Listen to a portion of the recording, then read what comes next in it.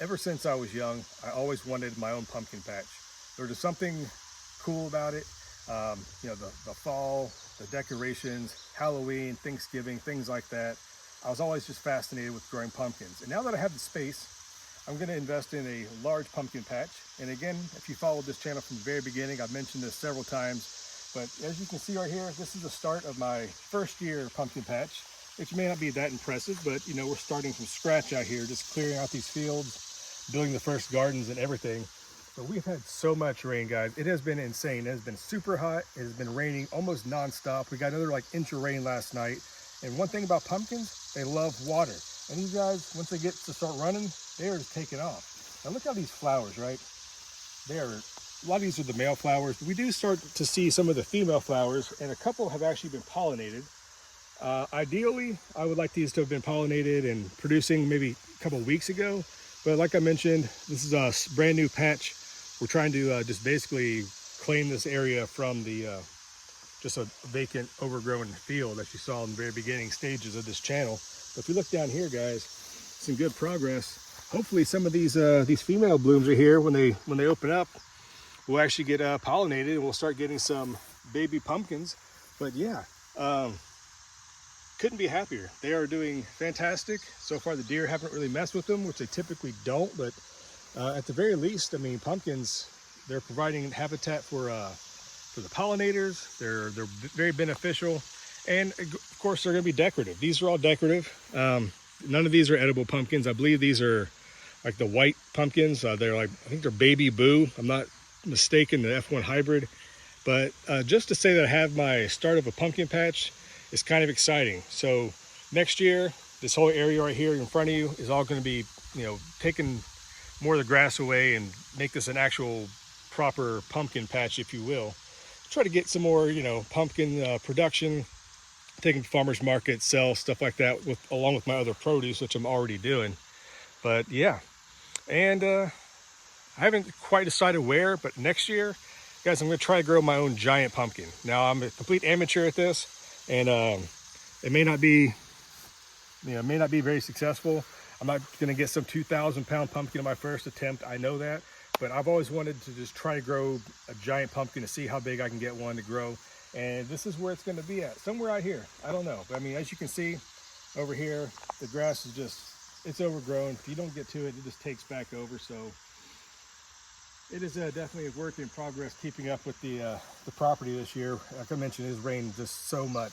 It has just been absolutely utter insanity. So let's go over here and check out one of the pumpkins that has been pollinated and talk about a little bit more of what I plan on doing with this area going forward.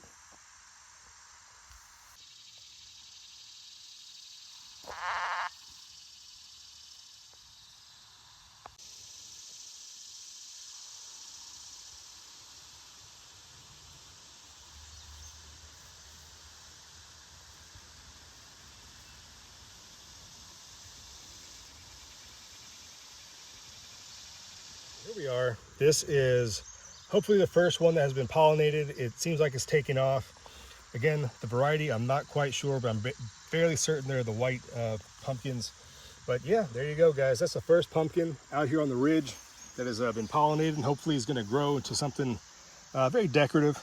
Hopefully it's going to be worthwhile, that it doesn't rot on the vine or some animal gets to it, or it, insects, what have you. But it's what it is, guys. This is going to be a gigantic pumpkin producing area.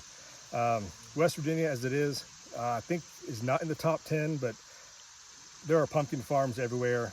Just 30 miles down the road is the West Virginia Pumpkin Festival, which I've been to several times, which gave me the idea to grow a giant pumpkin, right?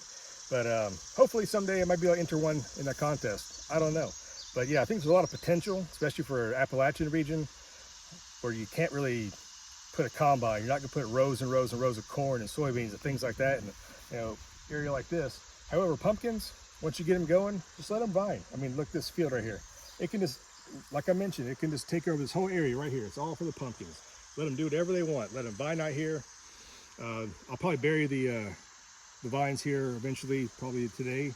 Doing some work, kind of help get the extra rooting and promote some health with the vines. All right, so just a quick note on what I meant by burying the vines of your pumpkins. If you haven't ever done this before, get some loose dirt from the garden here. And you see down here where these notches are? Now this is like the root, okay? If you ever have house plants, you see aerial roots. That is actually gonna try to root into the ground.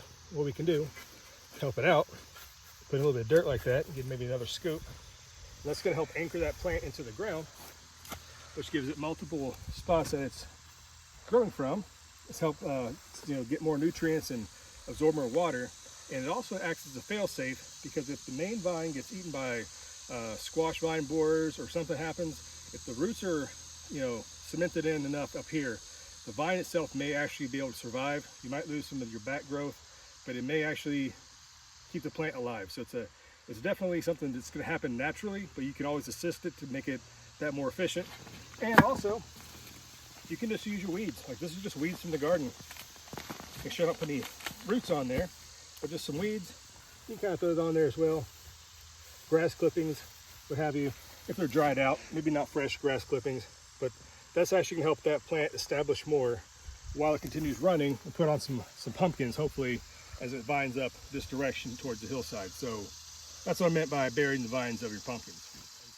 But yeah, so if you've ever grown pumpkins, or have an idea of growing like kind of a off-grid rogue type pumpkin patch, let me know. It's a pretty good project. I'll bring you along, obviously, as the project expands and the season matures. But there are tons of things going on here up at the ridge. I'm sorry I haven't had a lot of videos lately. It's been absolutely crazy, and like I mentioned, it has rained almost non-stop. So 90% of the time we're doing is just, cutting grass and brush and things that just try to keep ahead of it. And also, if you look up here at the house, it is obviously hasn't been talked about in this series just yet, because it does need a lot of work. But we just talked to the guy who's going to repair the roof, replace all the roofing today. I already bought the flooring. The flooring is going to get replaced. Once that starts happening, I'll get some footage of that kind of some before and afters. But it's coming along, guys, and we'll do some house stuff maybe towards the fall, where the gardens kind of start dying down. We'll do some kind of home repair and upgrades and kind of show you that side of the project. But thanks for hanging out, guys. I got a lot of work that I got to get back to doing before it starts raining yet again this evening. So check back later for some more pumpkin progress, and I'll see you then. Bye-bye.